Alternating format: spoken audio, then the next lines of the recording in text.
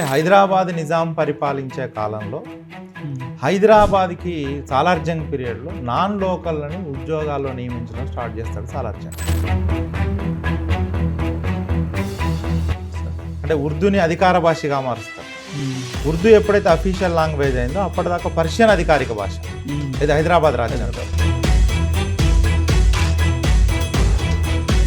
అంటే ఇక్కడ మీకు ఇంకొక పాయింట్, ముల్కీ అంటే లోకలే, కానీ ఇక్కడ ఉద్యమాలు చేసే ముల్కీ అసలు లోకల్ కాదు. ఈ సెటిల్ అయిన వాళ్ళు కుతుబ్ షాయిల పీరియడ్లో ఆ తర్వాత కాలంలో ఉద్యోగాలు పొందారు. వాళ్ళు ముల్కులుగా గుర్తించబడ్డారు.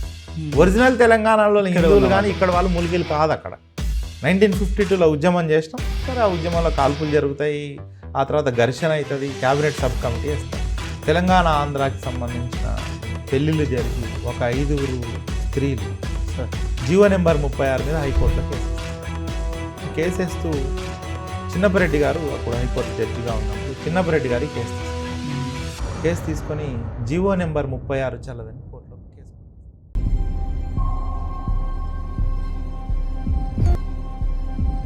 సార్ నమస్తే. నమస్తే కీర్తి. ఎలా ఉన్నారు సార్? Fine, good. మీరు? Okay, good sir. మళ్ళీ మరొక అంశంతో మేము ముందుకు వచ్చాను సార్. చాలా పెద్ద డౌట్ ఇది నాకు. అంటే తెలంగాణ మూమెంట్ చదువుకునేప్పుడు ముఖ్యమైన అంశాల్లో ముల్కీ కేసులు అనేది అతి ముఖ్యమైన అంశం సార్. చాలాసార్లు గడిచిన 10 ఏళ్లలో చాలా క్వశ్చన్ పేపర్స్లో ఎస్ఐ కానిస్టేబుల్ నుండి గ్రూప్ 1 వరకు కూడా ఈ అంశం నుండి క్వశ్చన్స్ అనేది రిఫ్లెక్ట్ కావడం జరిగింది. సరే, ఎంత రిఫ్లెక్ట్ అయినా సీనియర్స్ ఆస్పిరెంట్స్ అయినా అలాగే కొత్తగా చదువుకున్న వాళ్ళైనా ఈ పర్టికులర్ అంశాన్ని చదువుతున్నప్పుడు చాలా కన్ఫ్యూజన్కి లోనై వాళ్ళకి తెలిసి కూడా తప్పులు పెట్టడం జరుగుతుంది సార్. సో ఒకసారి సింపుల్గా మన విద్యార్థులకు అర్థమయ్యేలాగా ఈ అంశాన్ని మీతో చర్చించాలని అడుగుతున్నాను సార్. ముల్కీకి సంబంధించి అంటే గ్రూప్స్లో తెలంగాణలో జరిగే ఏ ఎగ్జామ్ అయినా ముల్కీ మీద క్వశ్చన్స్ వస్తున్నాయి సార్. ముల్కీ కోర్టు కేసులు అనేది సపరేట్ టాపిక్కే ఉంది.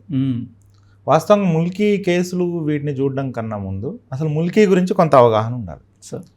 అంటే హైదరాబాద్ నిజాం పరిపాలించే కాలంలో హైదరాబాద్కి సాలార్జంగ్ పీరియడ్లో నాన్ లోకల్ని ఉద్యోగాల్లో నియమించడం స్టార్ట్ చేస్తాడు సాలార్జంగ్.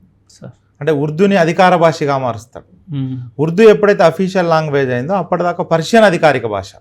ఇది హైదరాబాద్ రాజ్యాంగం. ఈ పర్షియన్ అధికార భాషగా ఉన్న దాంట్లో ఉర్దూ రావడంతో లోకల్ వాళ్ళు అప్పటికి పర్షియన్ నేర్చుకున్న వాళ్ళు ఉద్యోగాలు కోల్పోయారు. ప్లస్ సాలార్జంగ్ ఏం చేస్తారంటే అలీగఢ్ యూనివర్సిటీ నుంచి ఎక్కువ ఉద్యోగాలు తీసుకురావటం, ఇక్కడ ఉద్యోగాలు కోల్పోయిన స్థానికులు ఇక్కడ కొంత ఉద్యమాలు చేయడం కనిపిస్తారు. అంటే ఇక్కడ మీకు ఇంకొక పాయింట్, ముల్కీ అంటే లోకలే, కానీ ఇక్కడ ఉద్యమాలు చేసే ముల్కీ అసలు లోకల్ కాదు. అసలు లోకల్స్ కాదు. అంటే హైదరాబాద్ నిజాం పీరియడ్ని మనం ఒకసారి అబ్జర్వ్ చేస్తే కొంచెం వెనక్కి వెళ్ళాల్సి ఉంటుంది. తెలంగాణకి కుతుబ్ షాయిల పీరియడ్ కాలంలోనే చాలా మంది వచ్చి సెటిల్ అవుతారు, ముస్లిం సెటిల్ అవుతారు. నార్త్ ఇండియా నుంచి వస్తారు, పర్షియా నుంచి వస్తారు, అరబ్ ప్రాంతాల నుంచి వచ్చి సెటిల్ అవుతారు. ఈ సెటిల్ అయిన వాళ్ళు కుతుబ్ షాయిల పీరియడ్లో ఆ తర్వాత కాలంలో ఉద్యోగాలు పొందారు. వాళ్ళు ముల్కులుగా గుర్తించబడ్డారు. ఒరిజినల్ తెలంగాణలో హిందువులు కానీ ఇక్కడ వాళ్ళు ముల్కీలు కాదు. అక్కడ అంటే వాళ్ళకి అసలు ఉద్యోగాల అవకాశమే లేదు. కుతుబ్ షాయిల పీరియడ్లో స్థానికులకు కొంత హిందువులకి స్థానికులకి ప్రయారిటీ ఇచ్చారు, అక్కన్న మాదన్ అలాంటి వాళ్ళు. కానీ కుతుబ్ షాయిల తర్వాత వచ్చిన నిజాం పీరియడ్లో దాదాపుగా అక్కడి నుంచి వేరే దేశాల నుంచి లేదా ఢిల్లీ నుంచి వచ్చిన వాళ్ళకి ఎక్కువ ప్రయారిటీ ఇస్తూ ఉద్యోగాలు ఇచ్చారు. వీళ్ళు ఇక్కడ డక్కనీలుగా స్థిరపడి వీళ్ళు లోకల్స్గా గుర్తింపు పొందారు. సాలార్జంగ్ పీరియడ్లో ఇట్లా స్థిరపడిన డక్కనీలను పక్కకు పెట్టి సాలార్జంగ్ కూడా కొత్త ఎంప్లాయీస్ని తీసుకురావడం జరిగింది. వాస్తవంగా అప్పుడు ముల్కీ అంటే మన వాళ్ళు కాదు, తెలంగాణ వాళ్ళు కాదు, ఇక్కడ హిందువులకు లేదు, అసలు మనం చదువుకోలేదు, మనకు ఉద్యోగాలు అసలు అవకాశమే లేదు. ఒకవేళ ఉన్న 4-5 కూడా నార్త్ ఇండియా నుంచి వచ్చిన హిందూస్ తప్ప ఎవరు ఛాన్స్ లేదు. సో ఇట్లాంటి పీరియడ్లో హైదరాబాద్లో సాలార్జంగ్ వచ్చి ఏం చేస్తాడంటే నార్త్ ఇండియా నుంచి కొంతమంది ఎంప్లాయీస్ని చేస్తూ ఉంటాడు. దీంతో కొంత ఇష్యూ స్టార్ట్ అవుతుంది. అంతకుముందు ఉండి ఉద్యోగాలు కోల్పోయిన వాళ్ళందరూ అక్కడ ఫైట్ చేస్తే లోకల్ వాళ్ళకు ఉద్యోగాలు ఇవ్వాలంటే చివరి 2 నిజామ్స్ అంటే మీర్ మహబూబ్ అలీ ఖాన్, మీర్ ఉస్మాన్ అలీ ఖాన్ పీరియడ్లో స్థానికులకే ఉద్యోగాలు ఇవ్వాలి, స్థానికులకు ప్రాధాన్యత ఇవ్వాలనే ఉద్దేశంతో ముల్కీ చట్టాలు చేస్తారు. 1888లో చట్టం చేస్తారు, మళ్ళీ 1934 చట్టం చేస్తారు.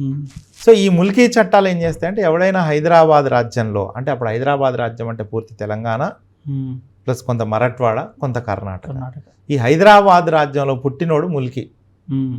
అంటే హైదరాబాద్లో జన్మతః హైదరాబాదీ, ఇక్కడ స్థిరపడ్డవాడు కూడా హైదరాబాదీ కావాలి. స్థిరపడాలి వేరే ప్రాంతం నుంచి స్థిరపడ్డవాడు 15 years ఉంటే ముల్కీ అవుతారని. కొన్ని సందర్భాలు 12 years కూడా ఉండొచ్చు. అంటే 12 to 15 years మధ్యలో ఉన్న వాళ్ళు ముల్కీలుగా గుర్తించబడితే పాత ముల్కీ చట్టాలు. సో మనం స్వతంత్రం వచ్చిన తర్వాత హైదరాబాద్ నిజాం మీద ఆపరేషన్ పోలో చేసి ఆపరేషన్ పోలోలో నిజాం నెల్లగొట్టినాం. జేఎన్ చౌదరి పరిపాలన వస్తుంది. జేఎన్ చౌదరి తర్వాత వెల్లోడి పరిపాలన వస్తుంది. ఈ జేఎన్ చౌదరి వెల్లోడి పరిపాలనలో కూడా ఉద్యోగాలు నింపడం కోసం ఆంధ్ర నుంచి అటు ఉద్యోగస్తులను తీసుకొస్తారు. 1950 ఇది 48లోనే జరిగిన సంఘటన. మోసం అప్పుడే జరిగింది మనకి. ముఖ్యంగా అధికార భాషగా ఇంగ్లీష్ని చేశారు, మీడియంగా తెలుగుని చేశారు. అప్పటిదాకా తెలంగాణలో తెలుగు మీడియం స్కూల్స్ లేవు, ఇంగ్లీష్ లేదు. ఇప్పుడు ఇంగ్లీష్ వచ్చిన వాళ్ళు తెలుగు మీడియంలో చెప్పేటోళ్ళు ఎవరు రావాలంటే ఆంధ్ర నుంచి ఉద్యోగస్తులు వచ్చేసినారు. ఓకేనా? ఇట్లాంటి అంటే అప్పటికే స్థానికత అనేది పోయి నాన్ లోకల్స్ హైదరాబాద్ ఉద్యోగాల్లోకి వచ్చారు. రాగానే బూర్గుల రామకృష్ణారావు గారి ప్రభుత్వం వస్తుంది. బూర్గుల ప్రభుత్వ కాలంలో కూడా వెల్లోడి సలహాదారుడుగా ఉంటాడు. ఈ పీరియడ్లో కూడా తెలంగాణకు సంబంధించిన స్థానికుల ఉద్యోగాలు ఇవ్వకుండా ఆంధ్ర నుంచి మద్రాసు ఉమ్మడి రాష్ట్రం నుంచి ఉద్యోగాలు వస్తూ ఉంటారు.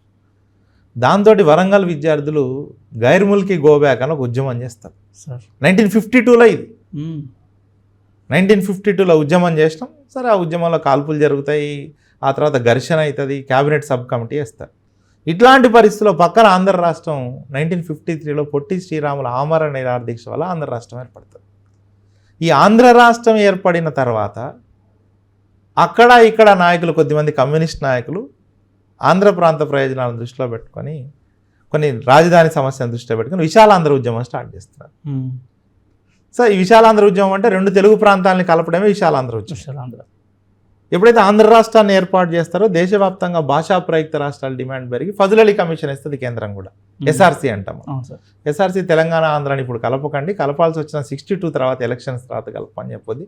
దాన్ని రిజెక్ట్ చేస్తూ 2 ప్రాంతాల నాయకుల్ని ఢిల్లీలో కూర్చోబెట్టి పెద్ద మనుషుల ఒప్పందం చేస్తారు.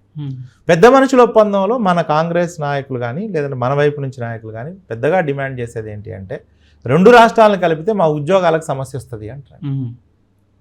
ఈ ఉద్యోగాల సమస్యలో భాగంగా ముల్కీ నిబంధనలు ఈ రాష్ట్రాల్లో కొనసాగిస్తామని పెద్ద మనుషుల ఒప్పందాలు అత్యధిక ప్రాధాన్యత ఇస్తారు. అంటే హైదరాబాద్లో ఉద్యోగాలు హైదరాబాదీలకే, అంటే తెలంగాణ వాళ్ళకే ఇస్తామనేది ఒక చేస్తారు. దీనిలో భాగంగా మనం పెద్ద మనుషుల ఒప్పందానికి వెళ్ళిపోతాం. పెద్ద మనుషుల ఒప్పందం ఫలితంగా ఆంధ్రప్రదేశ్ ఏర్పడింది. క్లియర్? ఆంధ్రప్రదేశ్ ఏర్పడిన తర్వాత కూడా ముల్కీ నిబంధనలు కొనసాగాలి. అంటే తెలంగాణ రీజియన్లో, తెలంగాణ ప్రాంతంలో ఉద్యోగాలు తెలంగాణ ప్రాంతీయులకు ఇవ్వాలి. దీనికోసం 1957లో ఒక చట్టం కూడా చేస్తారు. అంటే ఉద్యోగ నియామకాల చట్టం 1957లో వస్తుంది. దీని ప్రకారం నాన్ గెజిటెడ్ ఉద్యోగాలు లాంటి ఉద్యోగాల్లో రిమైనింగ్ కొంచెం ఎగ్జిక్యూటివ్ ఉద్యోగాల్లో కొన్ని ఉద్యోగాలు కలిపి 15 years ముల్కీ చేస్తారు. అంటే తెలంగాణలో వచ్చే ఉద్యోగాలు తెలంగాణ వాళ్ళకి ఇవ్వాలి. ఆంధ్ర నుంచి ఇతర ప్రాంతాల నుంచి వచ్చిన వాళ్ళు కూడా 15 years ఫిల్ చేసుకున్న తర్వాతనే వాళ్ళు స్థానికులుగా గుర్తించబడతారు అనేది చట్టం. ఇది ఆల్రెడీ అంటే జెంటిల్మెన్ అగ్రిమెంట్లో కొనసాగింది. ఇది కొనసాగుతున్నప్పుడు ఏమవుతుంది అంటే నీలం సంజయ్ రెడ్డి గారి పీరియడ్లోనే ఎలక్ట్రిసిటీ బోర్డు ఏర్పడుతుంది.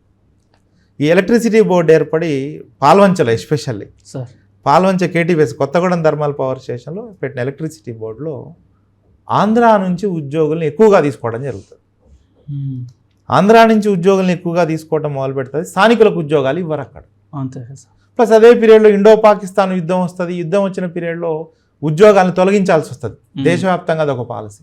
అందులో తెలంగాణ ఉద్యోగులను తొలగిస్తారు కానీ ఆంధ్ర ఉద్యోగులను తొలగించారు. దీంతో ఆ ప్రాంతంలో ఇల్లెందు ప్రాంతానికి చెందిన కొలిశెట్టి రామదాస్ గారు తెలంగాణకి ఇచ్చిన రక్షణలు పోతాయని అక్కడ ఒక ప్రచారాన్ని మొదలు పెడతారు. ఇట్లాంటి పరిస్థితుల్లో గవర్నమెంట్ మీద ప్రెజర్ పెరుగుతుంది కేటీపీఎస్ విషయంలో. కేటీపీఎస్లో ప్రెజర్ ఎప్పుడైతే పెరిగిందో గవర్నమెంట్ ఏం చేస్తుందంటే కేటీపీఎస్లో ఉద్యోగులు అక్రమంగా ఉన్న ఉద్యోగులందరినీ ఆంధ్ర పంపించడం కోసం ఒక ఆర్డర్ ఇష్యూ చేస్తుంది. పాయింట్ అర్థమవుతుంది కదా. కాసు బ్రహ్మానంద రెడ్డి ప్రభుత్వం 1969లో 68 పీరియడ్ నేను చెప్పేది చేస్తే, అంటే అక్రమంగా ముల్కీ నిబంధనలకు విరుద్ధంగా ఉన్న కేటీపీఎస్లో ఉన్న వాళ్ళని ఆంధ్రాకి పంపించడం కోసం ఏర్పాట్లు జరుగుతాయి. దీనికి సంబంధించి చాలామంది ఉద్యోగాలు కోల్పోయిన ఆంధ్ర ఉద్యోగులు కేటీపీఎస్లో పోయి హైకోర్టులో కేసేస్తారు. ముల్కీ మీద ఫస్ట్ కేసు ఇది. జస్టిస్ కుప్పుస్వామి చీఫ్ జస్టిస్గా ఉన్నప్పుడు ఈ జడ్జిమెంట్ ఏమిస్తారంటే ముల్కీ నిబంధనలు అనేవి కార్పొరేషన్లో చెల్లవు అంటాడు. పాయింట్ అర్థమవుతుంది కదా మీకు? అర్థమైంది సార్. అంటే ముల్కీ నిబంధనలు మీరు ఏమంటే ప్రభుత్వ ఉద్యోగాల్లో చేసుకోండి. ఇది ప్రభుత్వం ద్వారా ఏర్పడిన కార్పొరేషన్. కార్పొరేషన్లో ముల్కీ ఉద్యోగాలు చెల్లవని ముల్కీ రూల్స్ని కొట్టేస్తూ, అంటే అక్కడ వరకు కార్పొరేషన్ వరకు కొట్టేస్తూ ఆంధ్రాకి పంపించాల్సిన ఎంప్లాయీస్ని ఆపేస్తారు. దీంతో 69 ఉద్యమం ప్రారంభమవుతుంది. జనవరి 3 ఈ స్టేట్మెంట్ వస్తుంది, 1969 ఈ జడ్జిమెంట్. ఈ జడ్జిమెంట్ ఎప్పుడైతే వచ్చిందో అదే కేటీపీఎస్లో పోర్టు కృష్ణమూర్తి అని ఒక కాంట్రాక్ట్ లేబర్, ఆయన నేను జనవరి 5న స్టేట్మెంట్ ఇస్తాడు, మీరు ఆంధ్ర వాళ్ళని పంపకపోతే జనవరి 10th నుంచి హంగర్ స్ట్రైక్ చేస్తా అంటాడు, నిరాహార దీక్ష చేస్తాడు. ఇటువంటి పరిస్థితుల్లో ఆయన పట్టించుకోరు. జనవరి 8న అన్నాబత్తుల రవీందర్ అని ఖమ్మంలో ఒక స్టూడెంట్ యూనియన్ లీడర్ మరి నిరాహార దీక్ష చేస్తారు. అంటే ఉద్యమం మొదలైంది. అంటే 69 ఉద్యమం రక్షణల ఉద్యమంగా మొదలవుతుందండి. ఈ రక్షణల ఉద్యమం అంటే ఏం కావాలి, తెలంగాణకి ఇవ్వబడిన హామీలు అమలు చేయమని అడుగుతున్నాం, రాష్ట్రం అడుగుతలేం. ఇట్లాంటి పరిస్థితులు ఏమైందంటే రవీంద్రనాథ్ దీక్షతోటి ఆయన 18 days దాకా పోతాడు. గవర్నమెంట్ మీద ప్రెజర్ పెరగడం, government all party meeting conduct చేస్తారు జనవరి 18, 19లో కాశీపురం ఆనందరెడ్డి ప్రభుత్వం చేసి ఏం చేస్తుందంటే జీవో నెంబర్ 36 అని ఒక జీవో నెంబర్ని తీసుకొస్తారు. ఈ జీవో నెంబర్ 36 ఏంటంటే ఆంధ్రా నుంచి వచ్చి తెలంగాణలో ముల్కీ నిబంధనలకు విరుద్ధంగా ఉన్న 4500 మంది ఆంధ్ర ఎంప్లాయీస్ని పంపించమని ఈ జీవో తీసుకొస్తారు. ఈ జీవో మీద హైకోర్టుకు పోతున్నారు మళ్ళీ ఎంప్లాయీస్. రైట్, జీవో నెంబర్ 36 మీద కోర్టులో కేసుకి వెళ్తారు. అంటే ఎవరు వెళ్తారు కేసుకు అంటే తెలంగాణ ఆంధ్రాకి సంబంధించిన పెళ్ళిళ్ళు జరిగి ఒక 5 స్త్రీలు జీవో నెంబర్ 36 మీద హైకోర్టులో కేసేస్తున్నారు. ఈ కేసేస్తూ చిన్నపరెడ్డి గారు అప్పుడు హైకోర్టు జడ్జిగా ఉన్నప్పుడు చిన్నపరెడ్డి గారు కేసు తీసుకుంటారు. కేసు తీసుకొని జీవో నెంబర్ 36 చల్లదని కోర్టులో కేసు కొట్టేస్తారు. అంటే ఆల్రెడీ కుప్పుస్వామి ఏమో ఏం చల్లదని చెప్పేసిండు మనకి, కార్పొరేషన్లో ముల్కీ చల్లదని. అసలు ఇక్కడ ముల్కీ నిబంధనలు చల్లవు అని చెప్తాను, జీవో నెంబర్ 36 చల్లదు అని చెప్తాను. చెప్తూ ఇంకోటి ఏం చేస్తారంటే జీవో నెంబర్ 36తో పాటు పెద్ద మనుషుల ఒప్పందంలో చేసుకున్న ముల్కీ నిబంధనలు ఇంకొక 5 years ఎక్స్టెండ్ చేస్తున్నారు. అంటే ఎవ్రీ 5 yearsకి 5 సంవత్సరాలకు ఒకసారి ముల్కీని కొనసాగిస్తూ పోవాలి. ఇంకో 5 సంవత్సరాలు ఎక్స్టెండ్ చేస్తారు. అంటే జీవో నెంబర్ 36తో పాటు ఇంకొక 5 సంవత్సరాలు ముల్కీ నిబంధనలు ఎక్స్టెండ్ చేయడం కూడా చెల్లదని చెన్నపరెడ్డి గారు కోర్టు తీర్పు ఇచ్చిస్తారు. ఓకేనా, చెన్నపరెడ్డి గారు ముల్కీ నిబంధనలు చెల్లవని తీర్పు ఇవ్వడంతో తెలంగాణ ఉద్యమం మళ్ళీ ఊపందుకుంటుంది. ఇటువంటి పరిస్థితుల్లో ఈ కేసుని మళ్ళీ ఏం చేస్తున్నామంటే మనం డివిజనల్ బెంచ్లో అప్పీల్ చేస్తాం. జీవో నెంబర్ 36ని కొట్టేస్తూ ఎవరిచ్చారు, చెన్నపరెడ్డి తీర్పు ఇచ్చాం. దీన్ని మనం ఎక్కడ ఇస్తున్నాం, డివిజనల్ బెంచ్లో అప్పీల్కి పోయినాం. ఇటువంటి పరిస్థితుల్లో జీవో నెంబర్ 36 మీద ఆంధ్ర ప్రాంతానికి చెందిన ఇంకొక ఆయన డైరెక్ట్గా సుప్రీంకోర్టులో కేసు ఇస్తున్నాడు ముల్కీ నిబంధనల మీద. ఆ కేసు సుప్రీంకోర్టు ఆ కేసు తీసుకొని జీవో నెంబర్ 36 మీద స్టే ఇస్తారు. చెన్నపరెడ్డి గారు ఇచ్చిన తీర్పుని మనం ఛాలెంజ్ చేసినాం డివిజనల్ బెంచ్లో, సుప్రీంకోర్టు స్టే ఇచ్చింది. ఇట్లాంటి పరిస్థితుల్లో ఆంధ్రప్రదేశ్ హైకోర్టు డివిజనల్ బెంచ్ మళ్ళీ తీర్పిస్తుంది. దేని మీద, జీవో నెంబర్ 36 ముల్కీ నిబంధనల మీద తీర్పిస్తారు. సో డివిజనల్ బెంచ్కి మనం పోయినాం, చిన్నపరెడ్డి తీర్పుని ఛాలెంజ్ చేస్తాం. డివిజనల్ బెంచ్ February 20, 1969లో ఒక తీర్పు ఇస్తారు.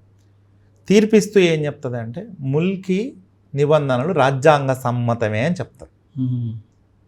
ఓకేనా, డివిజనల్ బెంచ్ ముల్కీ నిబంధనలు రాజ్యాంగ సమ్మతమే అని చెప్తుంది. రాజ్యాంగంలో 35 Article B ప్రకారం స్థానిక ఉద్యోగాలకు రిజర్వేషన్లు ఇవ్వచ్చు అని చెప్తుంది. చిన్నపరెడ్డి గారు ఆ గతంలో ఒక తీర్పిస్తూ ఏం చెప్తానంటే ముల్కీ నిబంధనలు అంటే ఒక రాష్ట్రానికి రిజర్వేషన్స్ అప్లై చేయొచ్చు, కానీ రాష్ట్రంలో ఒక ప్రాంతానికి రిజర్వేషన్లు ఇచ్చే అధికారం పార్లమెంటుకి కూడా లేదంటాడు. లేదు, పార్లమెంట్ ఆర్టికల్ నెంబర్ 35B ప్రకారం ఏం చేయొచ్చు, సో ఒక రాష్ట్రంలో ఒక ప్రత్యేక ప్రాంతానికి ముల్కీ నిబంధనలు లాంటి రిజర్వేషన్లు ఇవ్వచ్చు అని చిన్నపరెడ్డిని తీర్పుని కొట్టేస్తూ సో ఇక్కడ ఈ బెంచ్ డివిజనల్ బెంచ్ తీర్పిస్తుంది. తీర్పిస్తూ ఇక్కడ డివిజనల్ బెంచ్ ఒక మెలిక ఏం పెడుతుంది అంటే తెలంగాణలో అక్రమంగా ఉన్న ఆంధ్ర ఉద్యోగులను ఆంధ్ర పంపకండి, పంపించొద్దు, ఇక్కడే సూపర్ న్యూమరీ పోస్టులు క్రియేట్ చేసి వాళ్ళని ఇక్కడే ఉంచమని చెప్తుంది. అది సూపర్ న్యూమరీ అంటే ఖాళీ ఉద్యోగం లేకపోయినా పోస్ట్ లేకపోయినా క్రియేట్ చేసి ఇవ్వమని సో ఈ డివిజనల్ బెంచ్ తీర్పిస్తుందండి. ఈ డివిజనల్ బెంచ్లో ఆవుల సాంబశివరావు, జస్టిస్ పింగళి జగన్మోహన్ రెడ్డి గారితో కూడిన తీర్పు వస్తుంది. అంటే మనకి ఇక్కడికి 3 తీర్పులు వచ్చినాయి. చదివేటప్పుడు కొంచెం జాగ్రత్తగా చదువుదాం. ఒకటి, కేటీపీఎస్లో ఉద్యోగులను పంపొద్దు అనేది కేసు, మొదటి కేసు. ఆ కేసులో ముల్కీ ఎక్కడ చెల్లదు, కార్పొరేషన్లో చెల్లదని కుప్పుస్వామి గారు తీర్పిచ్చారు. అది కేసు నెంబర్ 1. నెంబర్ 2 కేసు ఏంటి, జీవో నెంబర్ 36 మీద పడిన కేసు, 5 మహిళలు వేసిన కేసు. దాన్ని కొట్టేస్తూ ఒక ట్రీట్మెంట్ ఒక జడ్జిమెంట్ని మనకి ఇవ్వడం జరుగుతుంది, అంతే కదా. సో దాన్ని మనం ఛాలెంజ్ చేస్తున్నాం. ఎక్కడ ఛాలెంజ్ చేస్తున్నాం, డివిజనల్ బెంచ్. ఆవుల సాంబశివరావు గారు, జగన్మోహన్ రెడ్డి గారు, వీళ్ళిద్దరు కలిసి ఏం తీర్పిస్తారు, ముల్కీ నిబంధనలు రాజ్యాంగ సమ్మతమే అని తీర్పిస్తూ పార్లమెంటు అవసరమైన ముల్కీ లాంటి చట్టాలను చెయ్యొచ్చు అని చెప్తాను. ఇటువంటి పరిస్థితిలో వీళ్ళు సుప్రీంకోర్టులో దీన్ని ఛాలెంజ్ చేస్తారు. మళ్ళీ సుప్రీంకోర్టు దీని మీద జస్టిస్ హిదయతుల్లా, అప్పటి చీఫ్ జస్టిస్గా ఉన్న జస్టిస్ హిదయతుల్లా గారు దీని మీద మళ్ళీ ఒక జడ్జిమెంట్ ఇవ్వబోతారు. సో సుప్రీంకోర్టు మొదటిసారిగా పూర్తి స్థాయి తీర్పును వెలువరిస్తుంది ముల్కీ నిబంధనల మీద. దీని మీద జస్టిస్ హిదయతుల్లా నేతృత్వంలో కమిటీ ఇస్తుంది. ఇదేం చెప్పింది. సో హిదయతుల్లా గారు ఇచ్చే కేసు ఎక్కడిది అంటే డైరెక్ట్గా సుప్రీంకోర్టులో కేసేసారు. నరసింహారావు అని ఒక ఎంప్లాయ్, ఆంధ్ర ఎంప్లాయ్ వేస్తే దాన్ని హిదయతుల్లా తీసుకొని ఏం చేస్తారంటే ముల్కీ నిబంధనలు రాజ్యాంగ సమ్మతం కాదు అని చెప్తుంది నెంబర్ 1. నెంబర్ 2 ఏం చెప్తుంది అంటే ముల్కీ నిబంధనలు అమలు చేసే 1957 ఉద్యోగ చట్టం ఏదైతే ఉందో అందులో సెక్షన్ 3 చెల్లదు అంటది. అందులో సెక్షన్ 3 ఏం చెప్తుంది అంటే ముల్కీ నిబంధనలకు అవసరమైన రూల్స్ అండ్ రెగ్యులేషన్స్ గురించి సెక్షన్ 3 చెప్తుంది. ఈ సెక్షన్ 3 చెల్లదు అని చెప్తుంది. సెక్షన్ 2 ఏం చెప్తుంది అంటే నిజాం రాజ్యంలో ఉన్న చట్టాలు చెల్లవని సెక్షన్ 2 చెప్తుంది. దాని ప్లేస్లో కొత్త చట్టాలు చేస్తామని సెక్షన్ 3 చెప్తుంది. ఆ సెక్షన్ 3 ప్రకారమే ముల్కీ నిబంధనలు మనం అమలు చేస్తాం. సెక్షన్ 3 చెల్లదని హిదయతుల్లా ఎప్పుడైతే జడ్జిమెంట్ ఇచ్చారో తెలంగాణలో మళ్ళీ ఉద్యమం ఊపందుకుంటుంది. ఇట్లాంటి పరిస్థితుల్లో మళ్ళీ ఇంకొక తీర్పు కోసం వెయిట్ చేయాల్సి వస్తుంది. అంటే మీరు జీవో నెంబర్ 36 మీద 2 కేసులు చూస్తున్నాం మనం.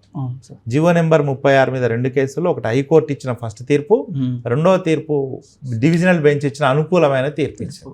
ఇది కాకుండా ఆంధ్ర ఎంప్లాయ్ డైరెక్ట్గా సుప్రీంకోర్టులో వేసిన తీర్పు కేసు, దాన్ని హిదయతుల్లా ఇచ్చి రాజ్యాంగ సమ్మతం కాదని ఇది ఒక తీర్పు చూస్తున్నాం. ఇది కాకుండా నెక్స్ట్ తీర్పు, ఇది కాకుండా 1961లో డిపార్ట్మెంట్ ఆఫ్ ఇండస్ట్రీ ఏర్పడిన తర్వాత సో అక్కడ ముల్కీ నిబంధనలు అమలు చేసే ప్రయత్నం చేస్తాం. పరిశ్రమల శాఖలో ముల్కీ నిబంధనలు అమలు చేయడాన్ని ఒప్పుకోలేని ఆంధ్ర నాయకులు కొంతమంది, ఆంధ్ర ఉద్యోగస్తులు దీని మీద మళ్ళీ హైకోర్టులో సపరేట్ కేసు ఇస్తారు.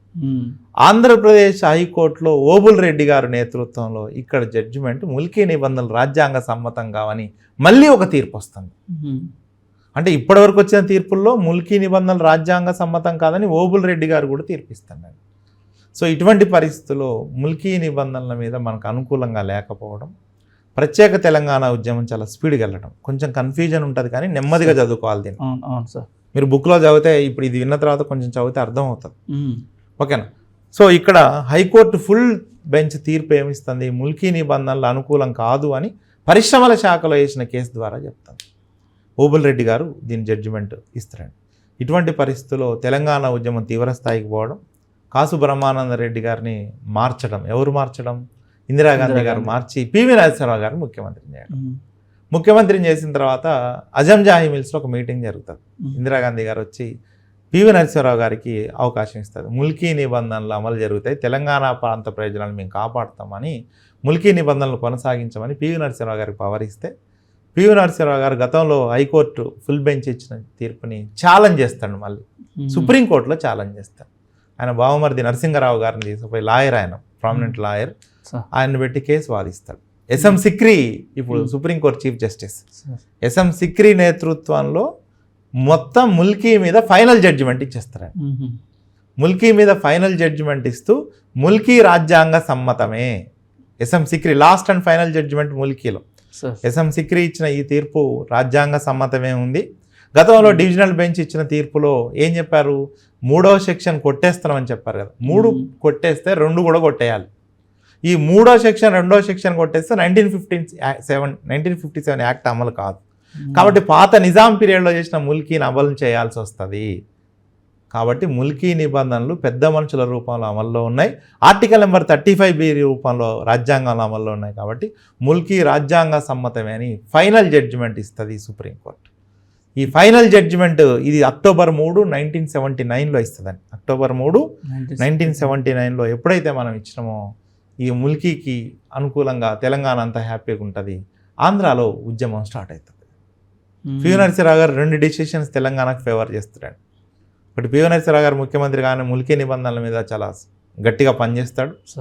ఈ ఎస్ఎం సిక్రీ గారి జడ్జిమెంట్ మనకు అనుకూలంగా ఉంటుంది. ఇదే పరిస్థితులు ఆయన ల్యాండ్ సీలింగ్ యాక్ట్ అని ఒక యాక్ట్ చేస్తాడు. భూస్వామ్య వ్యవస్థను రద్దు చేస్తూ అదనంగా భూస్వాముల దగ్గర ఉన్న భూమిని తీసుకోవడం కోసం ల్యాండ్ సీలింగ్ యాక్ట్ని 72లో చేస్తాడు. దీంతో తెలంగాణలో భూస్వాముల కోపం వస్తుంది, ముల్కీ నిబంధనలు ఆంధ్రాలో కోపం వస్తుంది. ఆంధ్ర నుంచి హైదరాబాద్లో భూ వ్యాపారం చేస్తున్న రియల్టర్ల కోపం వచ్చి ఈయన మీద కోపంతో జయాంధ్ర ఉద్యమం స్టార్ట్ చేస్తారు. జయాంధ్ర ఉద్యమ ఫలితంగా ఇందిరాగాంధీ గారు వచ్చి పివి నరసింహరావుని తీసేయడం, పూర్తిగా పెద్ద మనుషుల ఒప్పందాన్ని చేసి 6 పాయింట్ ఫార్ములా తీసుకొస్తారు. 6 పాయింట్ ఫార్ములాలో ముల్కీ 12 సంవత్సరాలు 15 సంవత్సరాల నుంచి 4 సంవత్సరాలు పడిపోతుంది. అక్కడి నుంచి తెలంగాణకి విపరీతమైన అన్యాయం జరుగుతుంది. 6 సూత్రాల పథకంలో భాగంగా ముల్కీ 4 సంవత్సరాలు చేస్తూ 32వ రాజ్యాంగ సవరణ చేసి 371D ఆర్టికల్ పెడతారు. మీరు 371D ఆర్టికల్ ప్రకారం 4 ఏళ్లే, కానీ 4 ఏళ్లలో కూడా తెలంగాణకు విపరీతం అన్యాయం జరిగితే ఎన్టీ రామారావు గారి పీరియడ్లో మన వాళ్ళు ఎన్టీ రామారావు దృష్టికి తీసుకుపోతారు. అంటే 1973లో 6 పాయింట్ ఫార్ములా వస్తే 1983కి 60,000 మంది ఆంధ్ర ఎంప్లాయీస్ తెలంగాణలో అక్రమంగా వచ్చి ఉంటారు. ఇది 4 ఇయర్స్కే. ఎన్టీ రామారావు గారు వెంటనే ఆఫీసర్స్ కమిటీ, ఆ తర్వాత సుందరేషన్ కమిటీ 610 జీవో చేస్తారు వాళ్ళని వెళ్ళగొట్టాలి. వేళ్లకు వాటిని మనం ఆయన్ని పంపలేడు. ఆయన కూడా అధికారుల ఒత్తిడికి తొలగి 610 జీవో అమలు చేయడంతో మనం సపరేట్ ఉద్యమం చేస్తాం. అంటే 1969 ప్రత్యేక తెలంగాణ ఉద్యమం ప్రారంభమే కేటీపీఎస్లో ఇచ్చిన తీర్పు. మీరు ఇక్కడ స్టూడెంట్ చదవాల్సింది ఏంటంటే కేటీపీఎస్లో తీర్పు తెలంగాణ ఉద్యమం ప్రారంభం అవడానికి కారణమవుతుంది. ఆ తర్వాత జీవో నెంబర్ 36, జీవో నెంబర్ 36 మీద కేసు, జీవో నెంబర్ 36 మీదనే 2 తీర్పులు వస్తాయి. ఒక తీర్పు ఏమో జీవో నెంబర్ 36 చెల్లదని వస్తే హైకోర్టు ఫుల్ బెంచ్ ఏమో జీవో నెంబర్ 36 చెల్లదని చెప్తారు. సో ఇట్లా యాంగిల్ ఫైనల్లో మాత్రం ఎస్ఎం సిక్రీ ఇచ్చిన తీర్పుని మనం ఫైనల్గా తీసుకుంటాం. ఇది ముల్కీ కొంత కన్ఫ్యూజన్ ఉంటుంది. పెన్ను పేపర్ పెట్టి ఇయర్స్ ఆర్డర్లో రాసుకొని విషయాలన్నీ ఒక ఆర్డర్లో పెట్టుకుంటే చాలా ఈజీగా వచ్చే ఏరియా. 4-5 మార్కులు వస్తాయండి ఒక్కోసారి చిన్న చిన్న ఎగ్జామ్. థ్యాంక్ యూ సార్, చాలా మంచి ఇన్ఫర్మేషన్. అంటే మీరు చెప్తుంటే ఇన్ఫర్మేషన్తో పాటు కొంత బాధ కూడా, అంటే ఎమోషనల్ అవుతున్నాం. అంటే మనం కోల్పోయింది ఏంది, ఒక నిస్సహాయ పరిస్థితుల్ని మన పెద్దవాళ్ళు చూస్తూ ఉండిపోయే సిచ్యువేషన్. మీరు ఒక పాయింట్ సార్, 1973 నుంచి 83లో 70,000 ఉద్యోగాలు, 60,000 ఉద్యోగాలు, నియర్లీ 58,000 సంథింగ్ ఏదో నెంబర్ ఉంటుంది ఫిగర్ పక్కన పెడితే 60,000 ఉద్యోగాలు మన ముందు జనరేషన్స్కి వచ్చి ఉంటే 60,000 కుటుంబాలు తలరాత మారేది. అది చాలా పెద్ద అన్యాయం. ప్లస్ ఇది ముల్కీ 12 years 15 years కాదు, 4 years ముల్కీ కూడా అమలు చేయలేదండి. అంటే విపరీతమైన అన్యాయం జరిగింది తెలంగాణలో. ఇంకోటి ఆ ప్రెసిడెన్షియల్ ఆర్డర్ అని రాష్ట్రపతి ఉత్తర్వు 6 పాయింట్ ఫార్ములాలో జిల్లా జోనల్ వ్యవస్థను పెట్టి మొత్తం సర్వనాశనం చేశారు. ఎగ్జిక్యూటివ్ ఉద్యోగాలు లోకల్ వాళ్ళకి 60%, ఓపెన్ కోటా 40% అంటారు. ఎంత తెలివైన వాళ్ళు అంటే అమలు చేసేవాళ్ళు. ఆంధ్ర పాలకులు, నేను అనేది ప్రజలతో ఏం సంబంధం లేదు ఇక్కడ. ఆంధ్ర పాలకుల పాయింట్ ఆఫ్ వ్యూలో మనం చూడాల్సింది ఏంటంటే ఓపెన్ ఉద్యోగాల్ని వాళ్ళు నాన్ లోకల్ కోటాగా మార్చేసిండ్రండి. ఒక 100 ఉద్యోగాలు ఉంటే ఓపెన్ అంటే లోకలోడు నాన్ లోకలోడు ఎవరికైనా ఇవ్వచ్చు, మెరిట్ ఇవ్వాలి. కానీ వాళ్ళు ఏం చేశారంటే 100 ఉద్యోగాల 40 ఎగ్జిక్యూటివ్ జాబ్స్లో 40 పక్కకు పెట్టి రిమైనింగ్ తెలంగాణ వాళ్ళతో నింపి ఆ 40కి 40 ఆంధ్ర వాళ్ళతో నింపి తెలంగాణ రాజకీయ నాయకులు కూడా చేతగాని దద్దమ్మలాగా చూస్తూ ఉండిపోయారు. అంటే తెలియదు, అంటే మనకు తెలవంతనం. వాస్తవంగా తెలంగాణలో చాలా అమాయకత్వం ఉంటుందండి. మనకు జీవోలు చట్టాలు అమలు చేయటం అంత సమర్థత కాదు. ఎడ్యుకేషన్ మనకు చాలా లేటుగా అందింది. మనం 50 ఏళ్ళే వెనకబడ్డం విద్యలో ఆంధ్రాతో పోలిస్తే. ఆంధ్ర అనేది డైరెక్ట్ బ్రిటిష్ పాలనలో ఉంది. బ్రిటిష్ పాలనలో వాళ్ళు ఇంగ్లీష్ మీడియం స్కూల్స్, వాళ్ళు మాతృభాషలో విద్యాబోధన వాళ్ళు డెవలప్ చేశారు. మనకు హైదరాబాద్ నిజాం పీరియడ్లో మన స్కూల్సే లేవాయి. ఒకళ్ళు ఉన్న ఉస్మానియా యూనివర్సిటీ 1919లో పెట్టిన అది ఉర్దూ యూనివర్సిటీ. వాళ్ళు ఉర్దూ మీడియం. చివరికి మాడపాటి హనుమంతరావు గారు ఒక గర్ల్స్ హై స్కూల్ స్టార్ట్ చేస్తారు ఇక్కడ నారాయణగూడలో. దానికి ఉస్మానియా యూనివర్సిటీ పర్మిషన్ అయ్యి తెలుగు మీడియంకి. అంటే మనకు విద్య లేదు, చట్టాలు తెలియదు, అర్థం కాదు. ఇంకొకటి మనకు జరిగిన అన్యాయం ఏంటంటే అఫీషియల్ లాంగ్వేజ్ ఉర్దూ. నిజాం ఉన్నప్పుడు పర్షియన్ ప్లేస్లో ఉర్దూ వచ్చింది. పర్షియన్ నుంచి ఉర్దూ నేర్చుకునే కాలంలో ఉర్దూని తెలుగు చేశారు, అధికార భాషనేమో ఇంగ్లీషు. అసలు ఎంత విచిత్రమో చూడండి. అఫీషియల్ అంటే గవర్నమెంట్ రికార్డ్స్ ఇంగ్లీష్లో ఉంటాయి, ఇంగ్లీష్లో ఉంటాయి, ఎడ్యుకేషన్ మీడియం తెలుగు. వాళ్ళకి బెనిఫిట్ అయ్యేలాగా. మీరు ఆంధ్రాలో ఎంఆర్ఓ స్థాయి ఆఫీసర్ హైదరాబాద్లో వచ్చి కలెక్టర్ అవుతారండి. రెవెన్యూ రికార్డ్స్ ఉర్దూ పర్షియన్ నుంచి డైరెక్ట్ ఇంగ్లీష్లోకి మారిస్తే భూములన్నీ పోయినాయి. మీరు అన్యాయం ఇప్పుడు కాదు జరగాల్సిన అన్యాయం అంతా 48 నుంచి 52 మధ్యలో తెలంగాణకి అన్యాయానికి పునాదులు చాలా పడ్డాయండి, విధ్వంసం జరిగింది. దాని తర్వాత అయినా సరే పెద్ద మనుషుల ఒప్పందాన్ని అమలు చేస్తుంటే ఇంత స్థాయి ఉద్యమం 2 రాష్ట్రాలు విడిపోవాల్సిన అవసరం రాకపోయేది. మనకు అన్ని హామీలు, నీటి మీద రాతల హామీలు ఇవ్వడం, వాటిని ఉల్లంఘించడం. అరే నువ్వు పెద్ద మనుషుల ఒప్పందంలో మరిచెన్నారెడ్డి గారు చెప్తాడు, ఏం చెప్తాడంటే మీరు ఎక్కడ సంతకం పెడితే ఏం పెట్టమంటే అది పెడతామని ఆంధ్ర లీడర్లు చెప్తారండి. ఎక్కడైనా సంతకం పెడతాం, వాళ్ళకి సంతకం పెట్టేటప్పుడు క్లారిటీ ఉంది, ఏముంది ఇది అమలు చేయం కదా అని సంతకాలు పెట్టాడు. 52 నుంచి విధ్వంసం ఆర్థికంగా జరిగింది. మీరు విద్యను అందించలే మనకి, మన స్కూల్స్ డ్రాబ్యాక్. మీరు అసలు 69 ఉద్యమంలో కాసు బ్రహ్మానందరెడ్డి తెలంగాణ మిగులు నిధులు ఉంటాయి కదా, ఒక 100 కోట్లు ఉన్నాయి కదా, మన ప్రాంతీయ సంఘం అని ఒక సంఘం ఉంటుంది, అడిగితే ఏం కోట్లు వేసుకునే కోట్లు అని సెటైరేస్తాడు. కేంద్ర ప్రభుత్వం తెలంగాణలో లిటరసీ రేట్ సరిగా లేదు, స్కూల్స్ పెట్టమని చెప్తే డబ్బులు లేవంటాడు ఆయన. అప్పటికే తెలంగాణ మిగులు నిధులు 100 కోట్లు ఉన్నాయని మన ప్రాంతీయ సంఘం చెప్తుంది, గవర్నర్ మిగులు నిధులు ఉన్నాయి అంటాడు. వీళ్ళు అసలు ₹1 లేదంటాడు కాసు బ్రహ్మానందరెడ్డి. 1 మినిట్ ఇస్తాడు తెలంగాణ ఎమ్మెల్యేలకి, ప్రాంతీయ సంఘానికి, చీఫ్ మినిస్టర్. అంత అహంకారం, ఉల్లంఘన, అహంకారం. అంటే మన నాయకుల్ని తప్పుపట్టడం కన్నా మన నాయకులకు తెలియదు. మీరు ఇంకొకటి పెద్ద మనుషుల ఒప్పందంలో మన వాళ్ళు ఏమడుగుతారంటే తెలంగాణలో ఒక రాజకీయ నాయకత్వం కావాలి, ఈ రాజకీయ నాయకత్వం కావాలంటే తెలంగాణకు సపరేట్ కాంగ్రెస్ కమిటీ ఉండాలంటారు. పెద్ద మనుషుల ఒప్పందాల భాగం కాంగ్రెస్కి సపరేట్ తెలంగాణ కాంగ్రెస్ కమిటీ ఉంటే లీడర్షిప్ జిల్లాల నుంచి వచ్చేది కదా. ఇప్పుడు తెలంగాణ కాంగ్రెస్ కమిటీని ఆంధ్రప్రదేశ్ కాంగ్రెస్ కమిటీగా మార్చేస్తారు. మనకు అసలు లీడర్ లేడు. ఇప్పుడు తెలంగాణ నుంచి నాయకత్వ ఎదుగుదల లేదు. ఉన్న వాళ్ళు కొద్దిమంది కూడా మంత్రి పదవి కోసం దానికోసం ఆశపడి వాళ్ళు ఏం చెప్తారు చేసి మీరు చెప్తుంటే అనిపించింది. అంటే 90s వరకు కూడా రిఫ్లెక్ట్ గారు పెద్దగా అసలు తెలియదు. మొబిలైజేషన్ పీరియడ్ వచ్చిన తర్వాత జయశంకర్ గారు, కేశవరాజు యాదవ్ గారు, కోదండరామ్ గారు, చుక్కారామయ్య గారు లాంటి వాళ్ళు, తర్వాత తెలంగాణ ప్రభాకర్, తెలంగాణ ఇన్ఫర్మేషన్ ట్రస్ట్, చాలా పెద్ద కీలక పాత్ర వాళ్ళందరూ పత్రికలు, పాంప్లెంట్స్ ఎక్కడ దొరికితే అక్కడ ప్రచారం చేస్తూ వచ్చాను. 20 మంది మీటింగ్ కూడా పోయి చెప్పానండి వీళ్ళంతా. మొబిలైజేషన్ పీరియడ్ చాలా కీలకం మనకి. 90s నుంచి 2000 పీరియడ్లో ఒక 10 ఏండ్లు తెలంగాణ ఇంటలెక్చువల్స్ ఊర్లు పట్టుకొని తిరిగి ఇట్లా జరుగుతుంది అన్యాయం అంటే అప్పుడు అర్థమైంది మనకి. తెలంగాణ ఉద్యమంలో నాకున్న ఆలోచన ప్రకారం నాయకులు లేరు, ప్రజలు ముందు నడుస్తూ ఉంటే నాయకులు ముందుకొచ్చి నిలబడి ఉద్యమాన్ని హైజాక్ చేశారు తప్ప ప్రజలందరూ రోడ్ల మీదే కదా. సకల జనరల్ సమ్మె కానీ, మిలియన్ మార్చ్ కానీ, ఇట్లాంటి ప్రోగ్రామ్స్ ఎంత అద్భుతమైన ప్రోగ్రామ్. ఇవే కదా సార్. అంటే మీరు ఇంతకుముందు ప్రస్తావించిన అంశంలో KTPSలో పుట్టిన ఉద్యమంలో చాలా మంది లీడర్ల గురించి ప్రస్తావించారు. అంటే చరిత్ర ఎంతమంది లీడర్లను మరిచింది. మీరు బాధ అనిపిస్తుంది. అంటే అవి కదా అసలైన ఉద్యమకారులకు ఉండాల్సిన లక్షణాలు. మీరు ఇంత తెలంగాణ ఉద్యమంలో జలగం వెంగళరావుని హోమ్ మినిస్టర్ చేస్తారు సార్. తెలంగాణ ఉద్యమం కొత్తగూడెంలో పుడుతుంది. వెంగళరావు గారిని చేస్తే వెంగళరావు గారు కొత్తగూడెంలో ఆయనకు సన్మాన సభ జరుగుతుంది. వస్తే అక్కడ కాల్పు జరిగితే దస్తగిరి రామచంద్ర ఇద్దరు చనిపోతారు అక్కడ కాల్పుల్లో. అంతకుముందు శంకర్ చనిపోతాడు సదాశివపేటలో, కృష్ణ చనిపోతాడు. ప్రతాప్ కిషోర్ అనే అబ్బాయిని బంద్ చేయమన్నందుకు, హోటల్ బంద్ చేయమన్నందుకు ఒక దుర్గా విలాస్ అవిడ్స్లో పొడి చంపేస్తారు. మీరు తెలంగాణ ఉద్యమం మనం చూసే ఉద్యమం వేరే, నిజమైన తెలంగాణ ఉద్యమం వేరే. ఇప్పుడు తెలంగాణ ఉద్యమం అంటే ఇప్పుడు జనరేషన్కి వాస్తవంగా తెలవాల్సిన అవసరం ఉంది. చాలామంది త్యాగం చేస్తారు.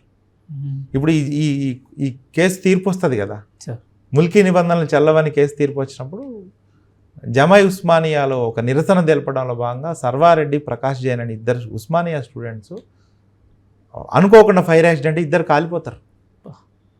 చాలామంది చనిపోయినారండి. వాళ్ళ కుటుంబాలు ఏమై ఉంటాయి, వాళ్ళకి ప్రతిఫలం ఏం దక్కలే. కానీ తెలంగాణ రాష్ట్ర ఉద్యమంలో గొప్ప ఏంటంటే ఫ్రెంచ్ విప్లవం కన్నా కూడా గొప్పదే నా దృష్టిలో. హిస్టరీ చదివాను నేను. అంటే ఏ విప్లవం అయినా, ఏ రెవల్యూషన్ అయినా అవతలని చంపుతాడు, కానీ మనం చంపుకొని తెలంగాణ తెచ్చినాం. ఎక్కడైనా ఉంటుందా?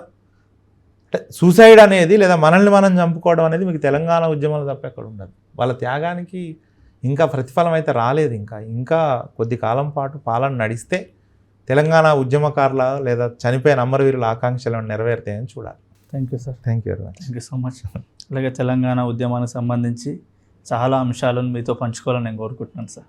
చేద్దాం, ముందు ఇంకా కంటిన్యూ చేద్దాం. అంటే నెక్స్ట్ మన వల్ల ఒక 4 తెలిసినా తెలుస్తుంది కదా next generation. Thank you sir. Thank you so much.